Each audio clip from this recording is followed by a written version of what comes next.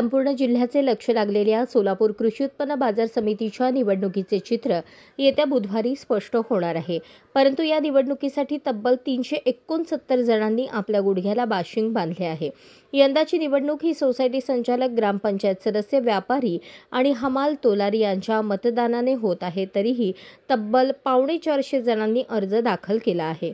उत्तर सोलापूर तालुक्यात मात्र तालुक्याचे ज्येष्ठ नेते राष्ट्रवादी काँग्रेसचे जिल्हाध्यक्ष बळीराम काका साठे यांनी आपल्या 84व्या वयात संचालक पदासाठी अर्ज दाखल केल्याने तो चर्चेचा विषय झाला आहे।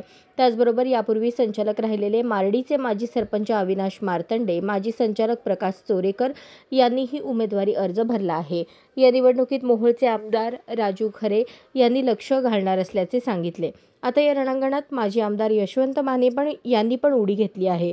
त्यांनी शासकीय विश्रामगृहावर मार्तंडे व चोरेकर यांच्याशी चर्चा केली। उत्तर सोलापूर तालुक्यातून काका साठे यांनी अर्ज दाखल केल्याने यावर माने यांनी टीका केली। मुलगा जितेंद्र साठे, नातू जयदीप असताना किंवा अनेक कार्यकर्ते असताना त्यांना 84व्या वयात संचालक व्हायची हौस का, असा प्रश्न उपस्थित केला।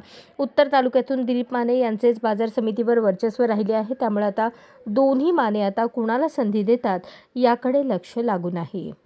अशाच नवनवीन अपडेटसाठी जनता राज्य न्यूज चॅनलला सबस्क्राईब करा, लाईक करा आणि शेअर करायला विसरू नका।